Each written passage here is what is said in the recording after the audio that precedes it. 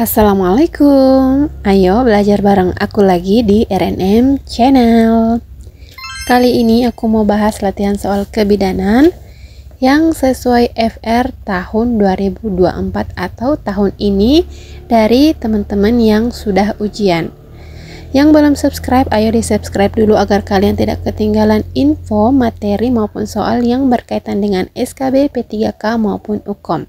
Langsung ke soalnya aja. Nomor 1. Seorang balita berusia 1 tahun diantar oleh ibunya ke posyandu untuk mendapatkan suplementasi vitamin A. Berapakah dosis yang tepat untuk balita tersebut? A. Tidak perlu diberi vitamin A. B. Kapsul biru dengan dosis 100.000 IU. C. Kapsul biru dengan dosis 200.000 IU. D. Kapsul merah dengan dosis 100.000 IU. Atau E. Kapsul merah dengan dosis 200.000 IU. Dan jawaban yang benar adalah E. Kapsul merah dengan dosis 200.000 IU. Berdasarkan program pemerintah, ada 2 jenis kapsul vitamin A. Yang pertama itu kapsul biru 100.000 IU untuk bayi berusia 6-11 bulan. Dan yang kedua kapsul merah 200.000 IU untuk balita berusia 1-5 tahun. Di soal yang ditanyakan adalah untuk balita usia 1 tahun.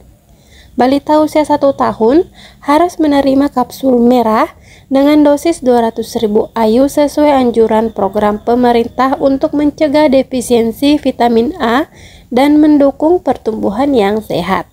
Lanjut ke soal nomor 2. Seorang ibu hamil didiagnosis mengalami anemia akibat kekurangan zat besi.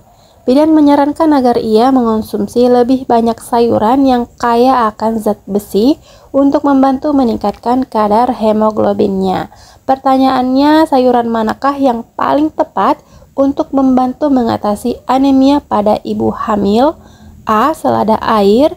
B. Bayam. C. Mentimun. D. Lobak putih. Atau E. Sawi putih.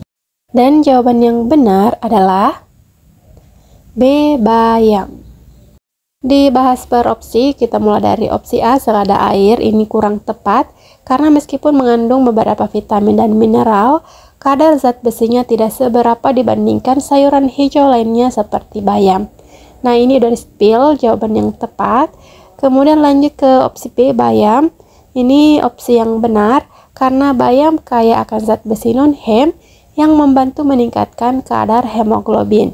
Agar penyerapan zat besi lebih optimal, disarankan mengonsumsinya bersama makanan yang kaya vitamin C. Lanjut opsi C, mentimun. Mentimun lebih banyak mengandung air dan serat dengan kandungan zat besi yang sangat rendah. Untuk opsi D, lebak putih. Lebak putih lebih dikenal karena kandungan serat dan airnya, bukan sebagai sumber zat besi. Dan untuk opsi E, sawi putih mengandung beberapa vitamin, tetapi kadar zat besinya rendah sehingga kurang efektif untuk mengatasi anemia.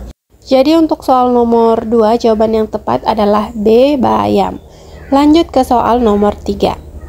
Seorang pasien dengan diagnosis perdarahan lambung direncanakan untuk dipasang nasogastrik tube atau NGT. Apa tujuan utama dari pemasangan NGT pada kasus ini? A. Memasukkan cairan nutrisi langsung ke lambung. B. Menurunkan risiko aspirasi selama makan. C. Mengeluarkan darah, gas, dan cairan dari lambung.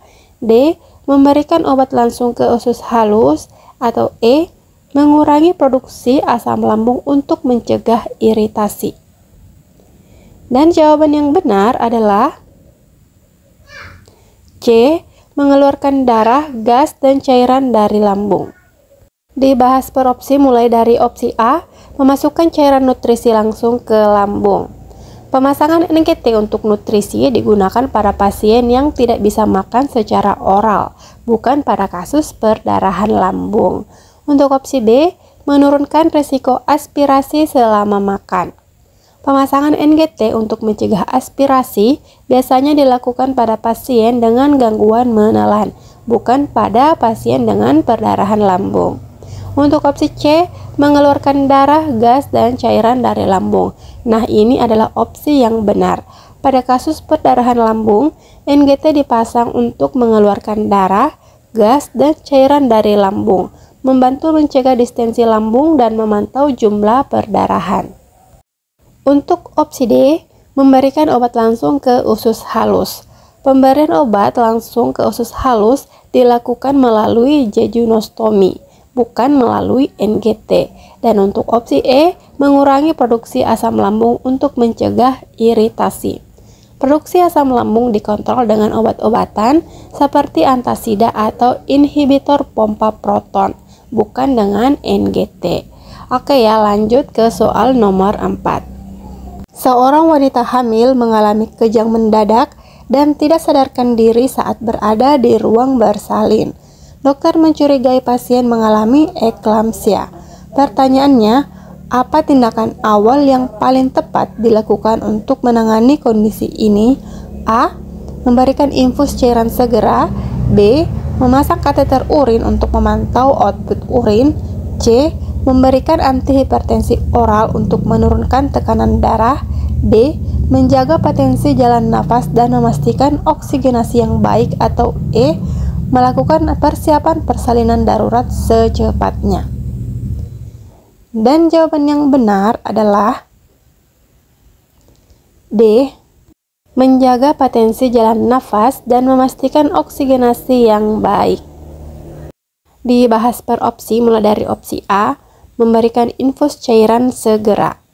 Pemberian infus mungkin diperlukan, tetapi prioritas utama adalah memastikan jalan nafas tetap terbuka untuk mencegah komplikasi serius. Lanjut opsi B, memasang kateter urin untuk memantau output urin. Pemasangan kateter dilakukan setelah kondisi pasien stabil untuk memantau fungsi ginjal, bukan sebagai tindakan awal. Untuk opsi C, memberikan antihipertensi oral untuk menurunkan tekanan darah. Antihipertensi biasanya diberikan secara intravena dalam kondisi darurat setelah jalan nafas dan oksigenasi stabil. Untuk opsi D, menjaga potensi jalan nafas dan memastikan oksigenasi yang baik. Ini adalah opsi yang benar untuk soal nomor 4. Tindakan ini adalah prioritas utama dalam penanganan eklamsia untuk mencegah aspirasi, hipoksia, dan komplikasi lain yang mengancam jiwa. Dan untuk opsi E, melakukan persiapan persalinan darurat secepatnya. Persiapan persalinan dilakukan setelah kondisi pasien stabil, bukan sebagai tindakan pertama. Oke, lanjut ke soal nomor 5. Seorang bayi baru lahir menjalani screening penyakit jantung bawaan atau PJB di rumah sakit. Alat yang digunakan dalam screening ini untuk mengukur kadar oksigen dalam darah adalah A. Elektrokardiogram atau EKG, B. Stetoskop, C. Puls oximetri atau oximetri nadi, D. Spirometer atau E. Termometer digital.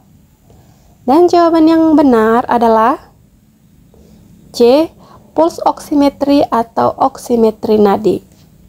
Dibahas per opsi, mulai dari opsi A, elektrokardiogram atau EKG. EKG digunakan untuk merekam aktivitas listrik jantung, bukan untuk mengukur kadar oksigen dalam darah. Untuk opsi B, stetoskop. Stetoskop digunakan untuk mendengarkan suara jantung, paru-paru, dan organ lain, tetapi tidak mengukur oksigenasi darah. Untuk opsi C, puls oximetri atau oximetri nadi. Nah, ini adalah jawaban yang benar untuk soal nomor 5. Puls oximetri adalah alat yang digunakan untuk mengukur saturasi oksigen dalam darah tanpa invasif. Pada screening PJB, saturasi oksigen diperiksa di tangan kanan dan salah satu kaki untuk mendeteksi potensi kelainan jantung bawaan. Untuk opsi D, spirometer. Spirometer digunakan untuk mengukur kapasitas dan fungsi paru-paru, bukan kadar oksigen darah. Dan untuk opsi E, termometer digital. Termometer digital digunakan untuk mengukur suhu tubuh, tidak terkait dengan pemeriksaan oksigenasi darah. Udah selesai pembahasan soal kita kali ini. Semoga bermanfaat untuk teman-teman yang masih berjuang. Dan jangan lupa untuk bergabung di grup diskusi kita yang ada di Telegram, itu gratis. Di sana kita sama-sama belajar. Dan yang kesulitan untuk bergabung bisa langsung chat aja ke nomor yang tertera di sini. Dan seperti biasa, sebagai penutup, aku mau bacain salah satu kata bijak. Tetaplah bergerak maju karena kamu lebih kuat dari yang kamu kira. Oke, tetap semangat.